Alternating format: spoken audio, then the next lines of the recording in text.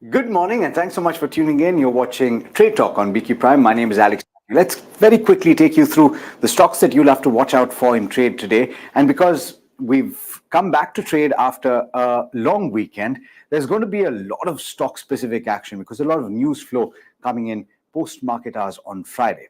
Let's begin with one of the key talking points over the weekend, and that is Vedanta, because the company has announced something that was in the works for some time, and that the buzz on the street as well that the company is going to, in fact, be splitting into 6 entities, all of which will be listed. To tell you more about what the fine print is, I'm joined by Rishi.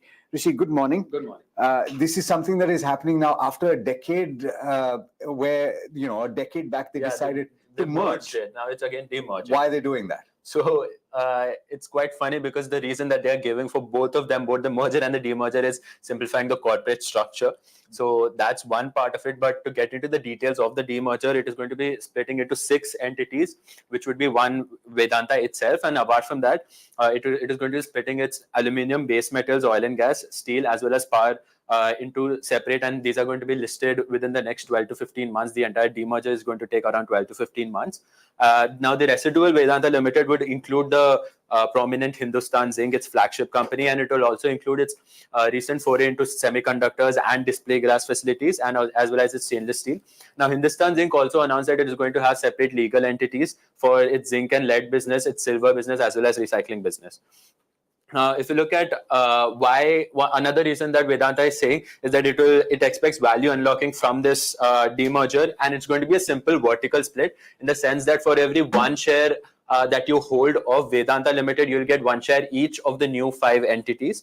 If you look at its business segments, its largest segment is its base metals, which is one part of it is aluminium, which accounts for about a quarter of its overall revenue. Then there's base metals, which includes its international zinc business as well, which again accounts for about 16%. Now, if you also look at the EBITDA margins, the oil and gas as well as the Hindustan Zinc aspect, that is the residual Vedanta aspect, are contributing to quite a lot of its overall EBITDA margins. Now, within this business segments, if you look at the steel segment is one where Vedanta was looking to maybe sell it off. It is still considering, it is in talks with investment bankers to value it, etc. But if you, at the end of the day, the important problem that Vedanta is facing is its debt. Is its parents' company's debt. Now, for FY24, it's facing an outstanding debt of about $2.1 billion. And for FY25, there's an outstanding debt of about $3.8 billion. And according to Kotak, it expects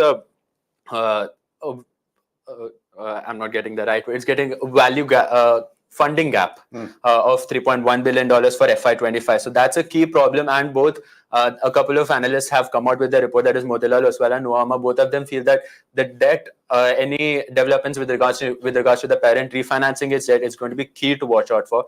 And this demerger is not going to, as such, affect its ability to pay debts or boost as such. So those developments are still going to be key to watch out for. Perhaps the value unlocking part is something to pay attention to. As well. Certainly. Rishi, thanks so much for joining and giving us that perspective. The funding gap is something that remains a critical watching point for Vedanta. Let's also focus in on the Pharma pack, because we've got quite a few news updates from the likes of Suven all the way to Cipla, and we're joined by Monal to give you all of the latest updates there. Let's start with Suven. Morning. Morning, Alex. Yes, a lot of action on the pharma front. Suven Pharma has been acquired by Advent International, and it's done through its subsidiary, which is Cyprus-based. Now, 50.1% stake has been sold off by the Justi family, and at 495 rupees per share. The remaining 26% is to be taken over via a public offer. This would take the total holding of Advent International to 76.1%. Out of the 90.1% approved limits. Now, mind you, in mid-September, the government had approved an FDI of 9,500 odd crore rupees in Suven Pharma by foreign funds, which is Advent funds, and that would have allowed it to hold 90.1% stake. New board of management and directors have been appointed.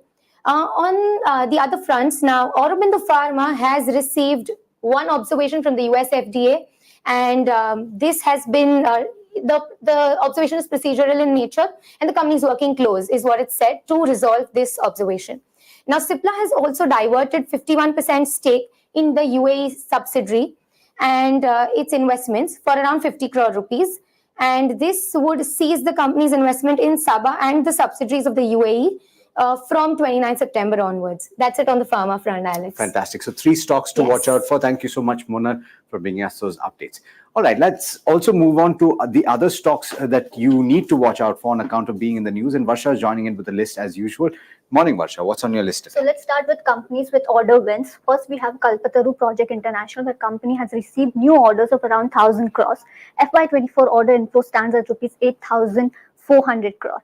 Next, we have RVNL, where company has won around 1,000 crore order for infrastructure development in Himachal Pradesh from HP State Electricity Board. Time period by which the order is to be executed is 24 months.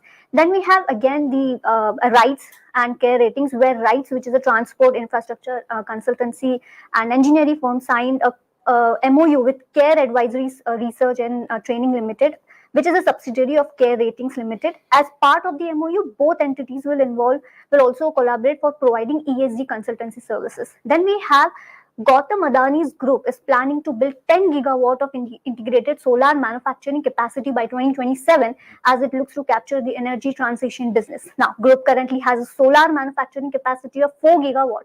Adani Solar has a confirmed orders book of over 3,000 megawatt in exports that are to be serviced over the next 15 months, and recently raised $394 million for solar manufacturing. Then we have VIP Industries. The promoter of the company are considering selling their stake, and the deal, including a potential open offer, could be worth as much as $1 billion and see the promoter completely exit the business. Now, promoters have hired the investment banking team of Incred Capital to manage the sale. Also, promoter group owns a little over 50% of the VIP Industries. The market value of VIP Industry is around 9,310 crores, valuing the promoter's stake at about 4,650 crores. Lastly, one should watch graphite stocks, as graphite related stocks extend recent gains in Asia Pacific region due to optimism on the outlook for the materials used in making batteries for electric vehicles.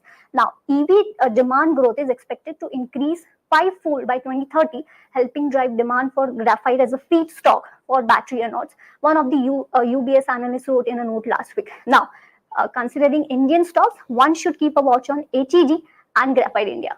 Fantastic. All right. So it's a whole host of stocks. And don't forget, Varsha, we've also got the auto stocks to track today, because some of them have reported their volume numbers for the month of September. Some of those numbers looking quite good, one must say, ahead of the festive season this year. Do check out the website for all of those details, but we're completely out of time on this edition of Trade Talk. It's been an absolute pleasure bringing it to you. Do stay tuned. This is BQ Prime.